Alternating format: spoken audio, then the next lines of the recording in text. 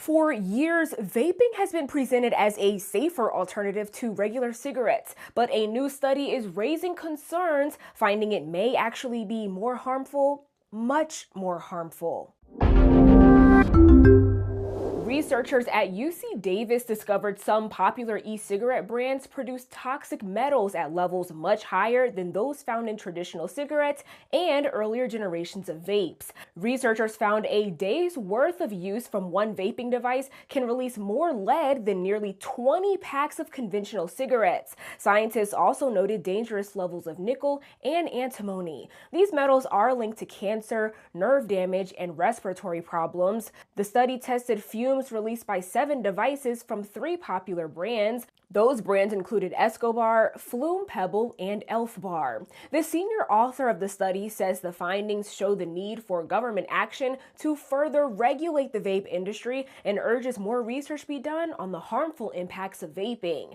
Battery-powered vapes are filled with liquid cartridges, which are heated, then vaporized to inhale. They often have options for larger tanks and customizable items. These products come in bright colors and candy flavors, which critics say is part of an effort to appeal to teens and young adults. Despite this, they are illegal for anyone under the age of 21 to use or to buy.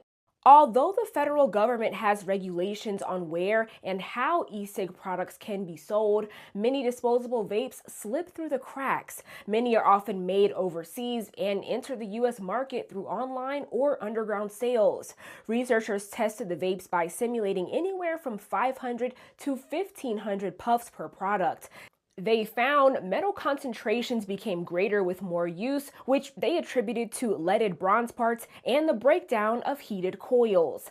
The popularity of vapes among teens is concerning to public health officials, who warn young people are at greater risk of neurotoxic harms from heavy metals. Those harmful impacts can lead to damage to the brain and respiratory system. Representatives from the vaping industry have yet to comment on this latest study. Those involved in the study say they hope their findings lead to more government action against e-cigarette products to prevent more young people from using them. Malaysia says a ban on plastic waste imports from America will begin next week, which could cause issues for California. Malaysia says the change is due to the U.S. not ratifying the Basel Convention Treaty of International Waste Transfers. That agreement, adopted in 1989, sought to reduce the movement of hazardous waste between countries. The State Department says the U.S. has not ratified it because it doesn't have the legal authority to implement all of its provisions. Malaysia now plans to align with a 2019 amendment that will ban trade on plastic scrap with non-parties like the U.S., starting July 1st. According to CalRecycle, much of California's plastic waste is sent overseas. The Basel Action Network says California shipped more than 10 million pounds of plastic waste to Malaysia last year. According to The Times, an LA Port spokesperson was unaware of the ban. So at this point, it's unclear what California will do with all the extra trash. At least 6 people are dead and dozens remain missing after catastrophic flooding swept through southern China's Guangxi province this week. Many villages are partially submerged, with more danger looming as the tropical cyclone nears landfall.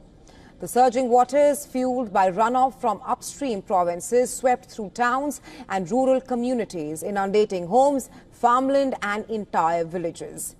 Streets turned into rivers as water surged through the mountainous region, forcing evacuations and crippling local infrastructure.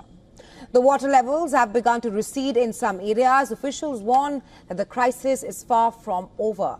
The saturated terrain has left the area vulnerable to landslides, collapsing roads and dam breaches, raising the threat of secondary disasters.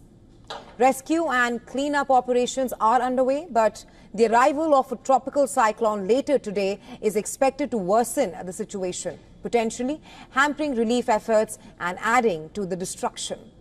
Experts link the intensifying storms and deadly floods to climate change, which continues to challenge China's disaster preparedness. Aging flood defences are being stretched to the limit as well as infrastructure damage and humanitarian concerns mount. At least about 9 people are said to be dead, while 17 others were swept away after flash floods triggered by pre-monsoon rains have wreaked havoc along the Swat River in Pakistan's Khyber Pakhtunkhwa province. Now, these are some very dramatic moments from the moment when this 17 members of a family were swept away in these flash floods.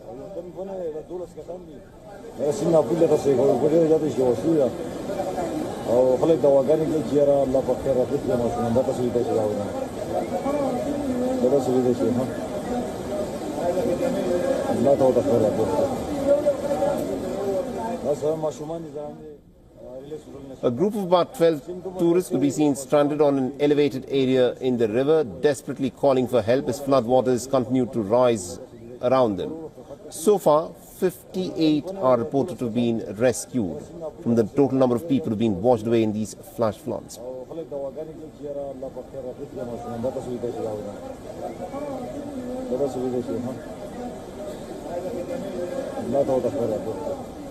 About 80 rescue workers and locals are present on the ground. They're searching for survivors. Pakistan's Prime Minister Shehbaz Sharif has expressed his condolences to the bereaved families.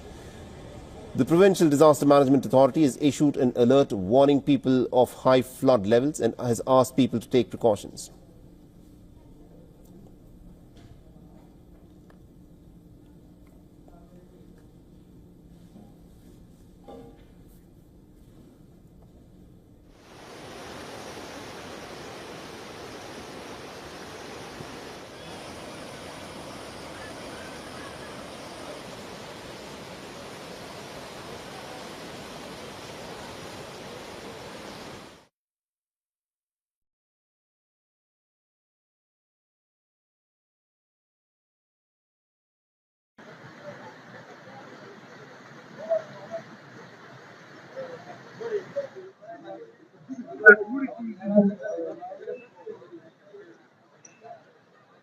A terrifying moment was caught in a surveillance camera. A 67-year-old man set fire to a crowded Seoul subway carriage, sending commuters into a desperate scramble for safety. Take a look at these images.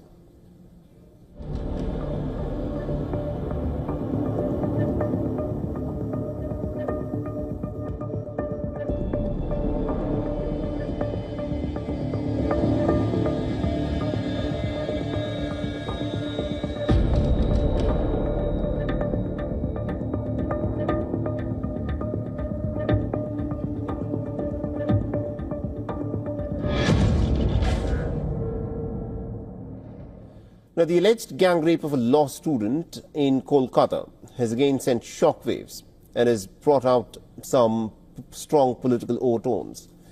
The police report says that the crime took place inside the premises of the South Calcutta Law College in Kolkata on Wednesday night. Now, all 3 accused, Monojit Mishra, Zaib Ahmed and Pramit Mukhopadhyay, have been arrested. Now, one is a former student of the college and 2 are currently studying in the college. Their phones have been seized and the college has been sealed for forensic examination. And they'll be produced before a court in Alipur in Kolkata, as the police is seeking the custody for further investigation. The victim has undergone medical examination. Witness statements have also been recorded. The incident has taken a political turn, with the BJP now accusing the ruling Trinamool Congress of shielding the criminals.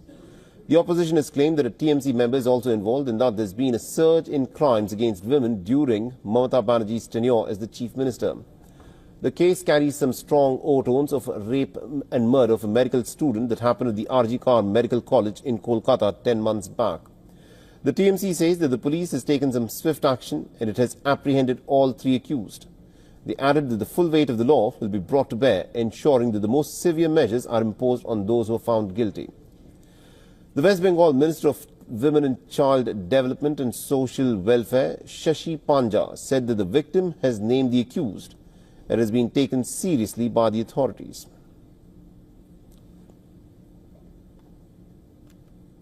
Here, immediately when this incident has come, the police has taken action.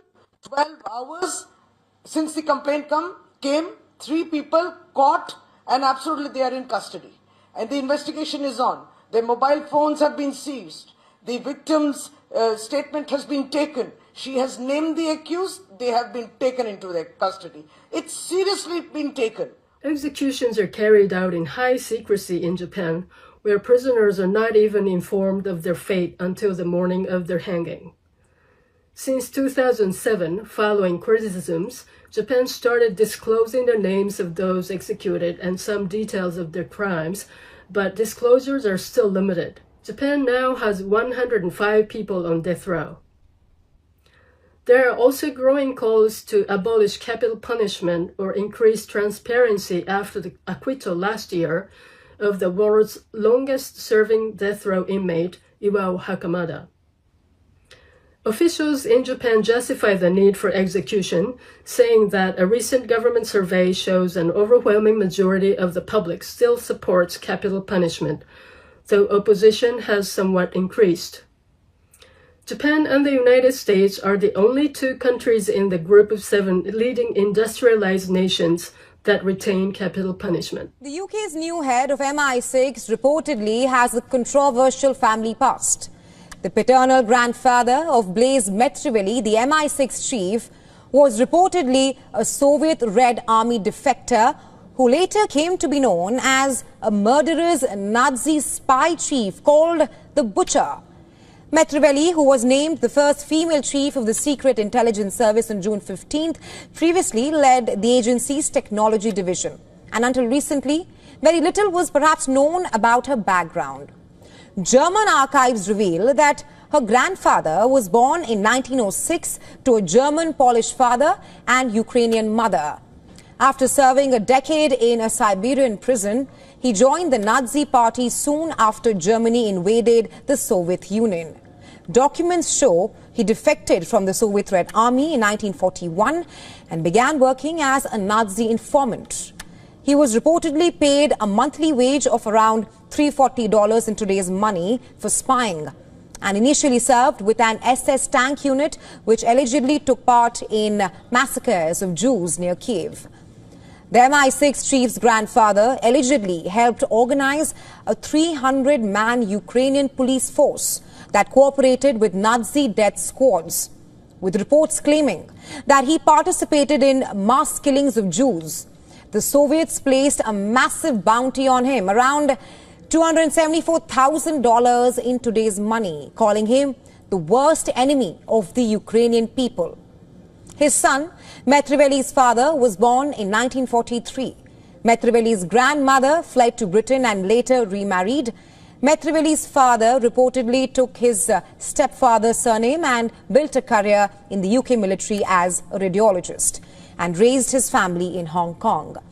Well, the UK's Foreign Office reportedly said that Blaise Metrivelli never met her grandfather, adding that her ancestry reflects the chaos of Eastern Europe history and that her complex background has strengthened her commitment to protecting the UK against modern-day threats. All right, now the 12-day long war is now over, but the silence is deceptive.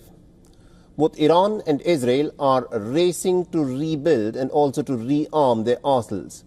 They're battered, but their ambitions are undimmed. Now, in the aftermath of the 12 days of devastation, West Asia again stands at the crossroads. One side bloodied and defiant, the other shaken but pretty resolute. The next round is already being prepared in the shadows. Take a look.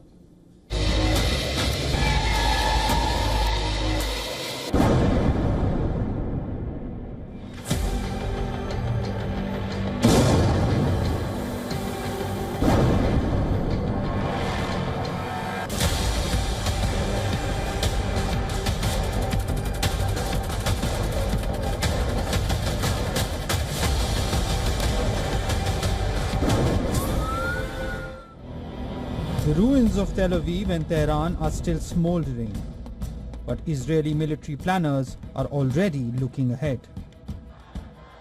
The ceasefire holds for now, but the 12 days showed how West Asia is sitting on a tinderbox.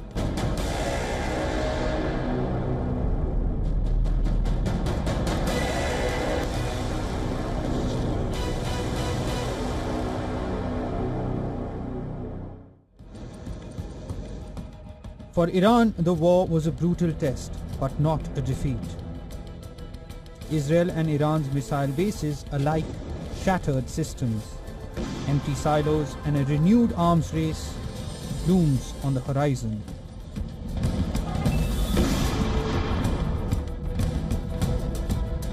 Israel has estimated the cost of damages incurred during its 12-day war with Iran at 10 billion shekels or $3 billion, with funds needed both to repair missile-hit buildings and pay compensation to local businesses. Finance Minister Bezalel Smotrich says the total cost of the war could be as high as $12 billion US.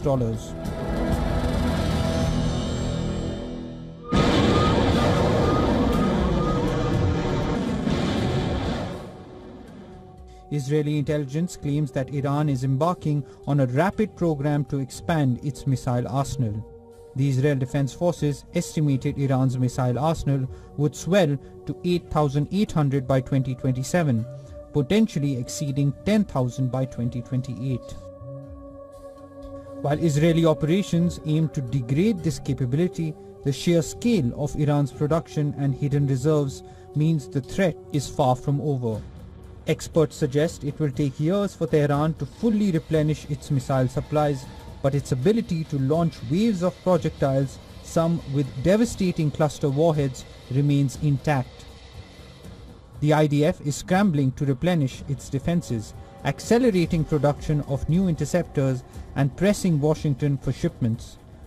Plans are underway to mass-produce Arrow 4, the next-generation shield designed to counter Iran's evolving arsenal. But it's not just about numbers. The war exposed gaps in Israel's shelter system, the vulnerability of its cities to saturation attacks, and the need for rapid innovation. For Iran, it's the lack of missile defense systems which hurt it badly. Both sides are studying the lessons, adapting their tactics, and preparing for a future where the missile war will be even more intense. Bureau Report, WION, World is One.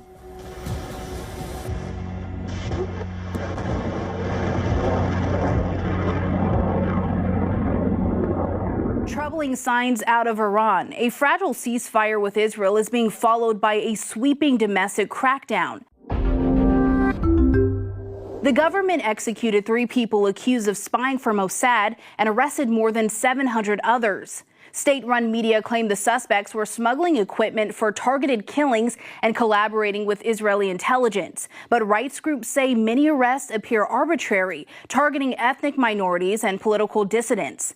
Most of the security enforcement is focused on Kurdish regions, where Iran's Revolutionary Guard and paramilitary Basij units have set up checkpoints, searched homes, and even occupied schools. Kurdish activists say at least 500 people have been detained since Israel's June 13th airstrikes. Amnesty International warns that many detainees could face torture, forced confessions, and secret trials. Some of those arrested are minors. The actions fit a pattern of how Iran reacts to unrest with speed, force, and secrecy. Similar tactics followed the 2009 Green Movement and the 2022 Woman Life Freedom protest. And while Iran's leaders claim these actions protect national security, experts say recent discussions of regime change among U.S. and Israeli leaders may be fueling the repression. For now, Iranian officials say the country is on high alert and that anyone accused of collaborating with foreign powers will be dealt with swiftly. They say politics is serious business, unless, of course, it involves Donald Trump. He was in Europe for the NATO summit this week, and he's returned with a new obsession, being called Daddy. At the summit, the NATO chief appeared to suggest that Trump is a father figure and that European nations are children. He has since clarified his remarks, but context isn't the president's strength. He has gone all out with the Daddy campaign. It's on reels, it's on merchandise, and it's even on official White House videos. And frankly, it's getting out of hand. Here's a report. And then Daddy has to sometimes use strong language to get stuff. Oh boy, what have you done, Mark Ruda? Daddy has to sometimes You decided to casually suggest that Donald Trump is Daddy? Well, brace for impact. because Trump and his team aren't letting this go. First, a quick rewind. Wednesday, June 25th, Donald Trump and NATO chief Mark Rutte were holding talks at The Hague. Trump spoke about letting children fight before stopping them. And no, he wasn't talking about Eric and Don Jr. He was talking about Iran and Israel.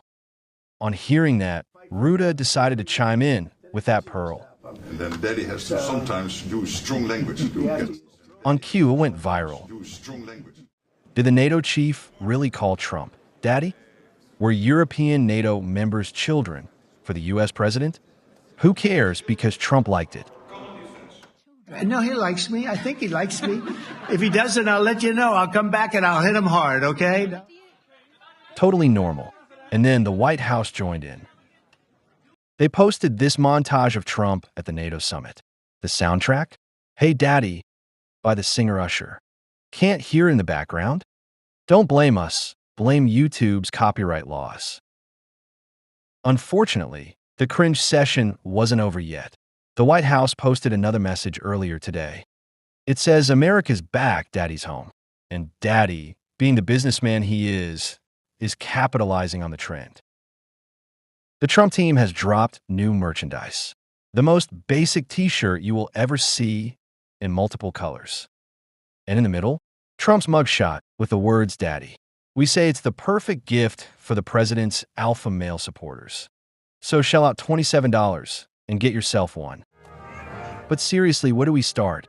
With this weird obsession of being called Daddy? With this worrying trend of making money off of it? Or the scary fact that some Americans actually like it? Mark Rutte has certainly had enough of it. He now says he wasn't calling Trump Daddy. Daddy thing, I didn't call him Daddy. What I said is that sometimes in Europe, I hear sometimes countries saying, hey Mark, will the US stay with us? And I said, that sounds a little bit like a small child asking his daddy, hey, are you still staying with the family? So in that sense, I use Daddy, not that I was calling President Trump Daddy. Too late, NATO. Like the bombs you dropped in Libya, once it's out, it's out. You can't take them back. Jokes aside, this cringe fest reveals a deeper problem. If you're over 40, listen carefully. Daddy doesn't mean father. In slang, it refers to an attractive, powerful, and dominant male figure, which is what Trump is trying to project. Even if you ignore how creepy it is, you cannot ignore the toxicity. Leadership doesn't have to mean dominance. It can mean compassion, grace, and wisdom. The world already has too many wannabe daddies. What it needs is someone who cares. And staying in Washington, the Pentagon has released a video highlighting the bunker buster bombs used to strike Iran's nuclear sites. The video, released during a Thursday briefing by Secretary of Defense Pete Hegseth and other military officials, show a test of 30,000-pound bombs designed to target deep underground facilities. Officials clarified that the footage was from a previous test and not from the actual strikes on Iran. Take a look.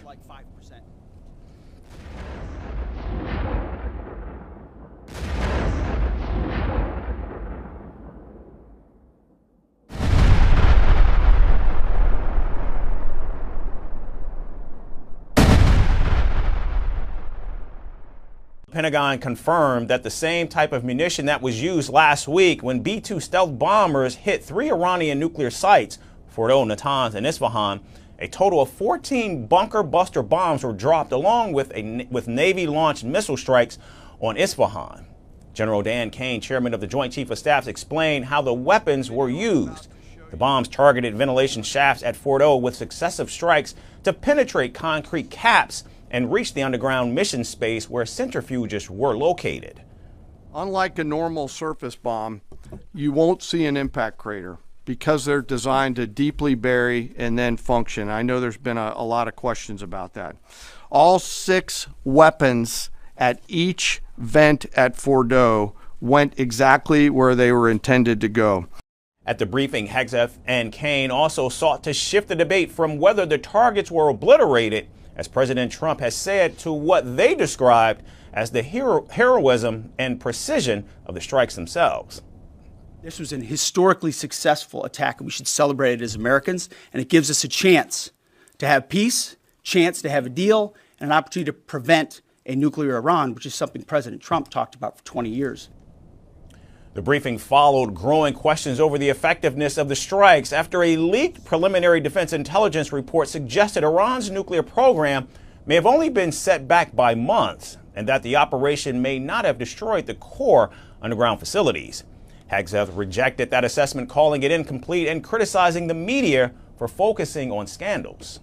We're here this morning because in hunting for scandals all the time, in trying to find wedges and spin stories, this press corps and the press corps miss historic moments. There are so many aspects of what our brave men and women did that because of the hatred of this press corps are undermined because your people are trying to leak and spin that it wasn't successful. It's irresponsible.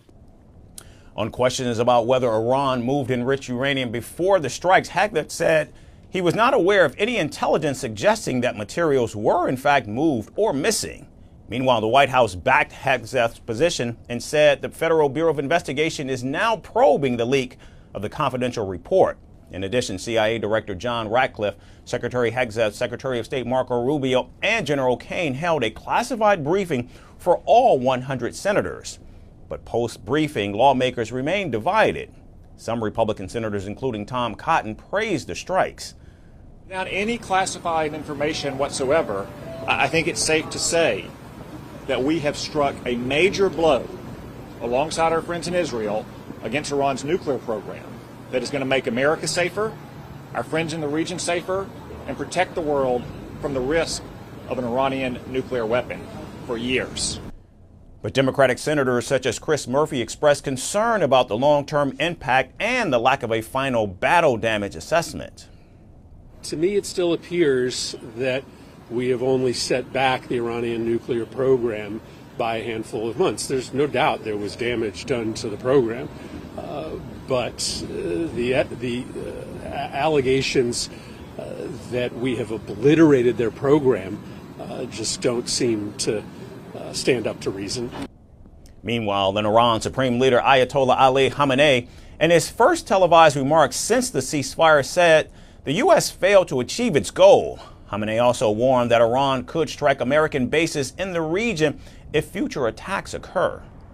They attacked our nuclear facilities, which is, of course, subject to independent prosecution in international courts, but they were not able to achieve anything significant.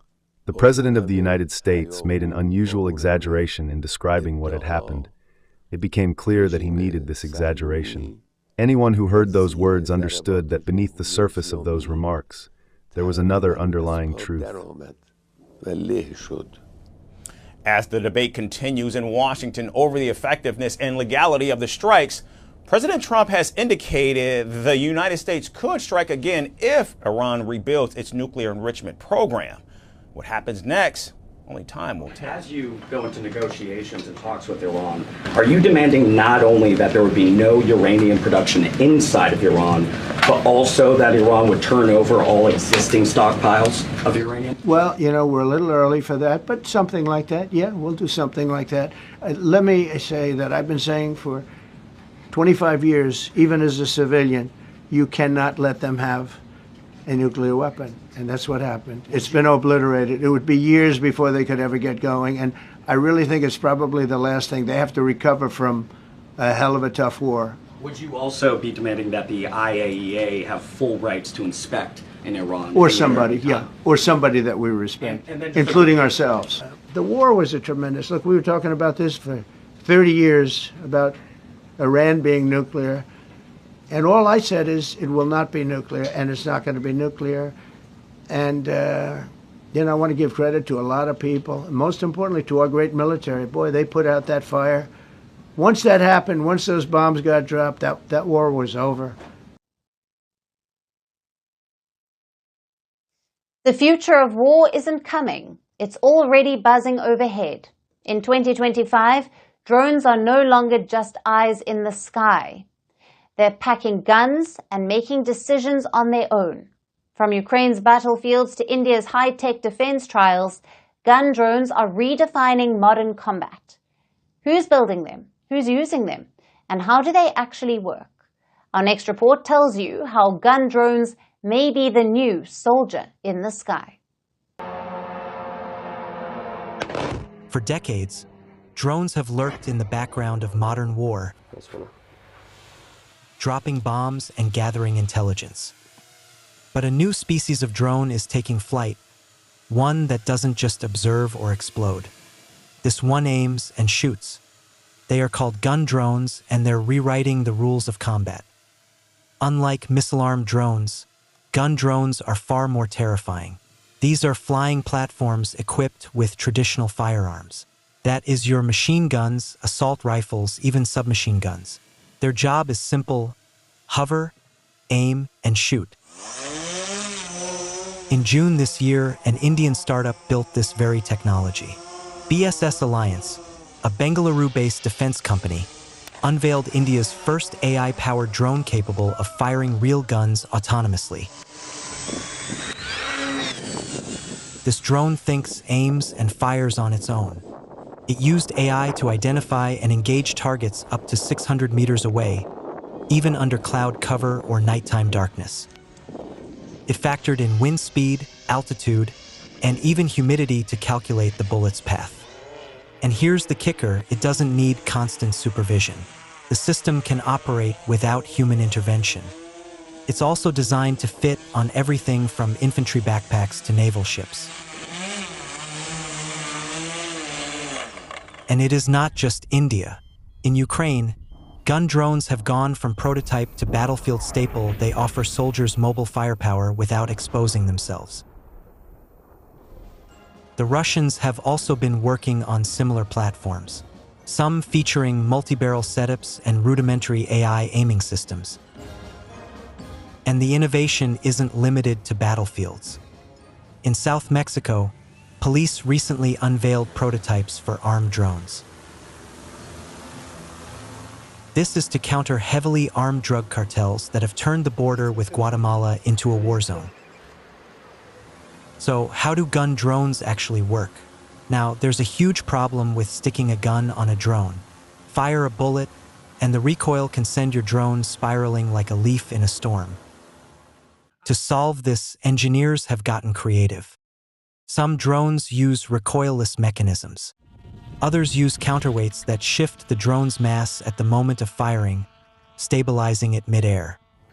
But these systems aren't perfect.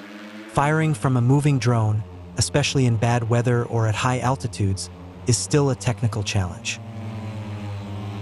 Stabilization is hard. Ammunition is heavy. And unlike bombs, bullets miss. So with all these limitations, why even bother? Why use gun drones at all? Well, the answer is precision. Missile strikes come with collateral damage. Drones that drop grenades can't exactly aim for a window.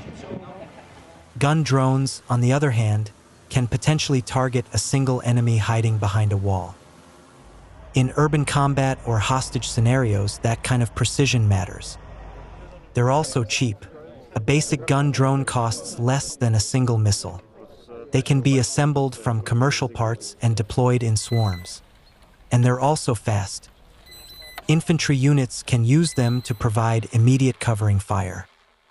The use of gun drones shows you how the battlefield is evolving. The drone used to be a scout. Then it became a bomber. Now it's a soldier, and it doesn't blink.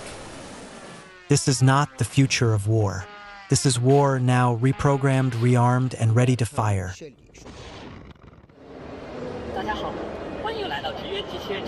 Embodied AI is all the rage in China, from industrial automation to autonomous EVs, from delivery drones to increasingly advanced robotic humanoids and pets.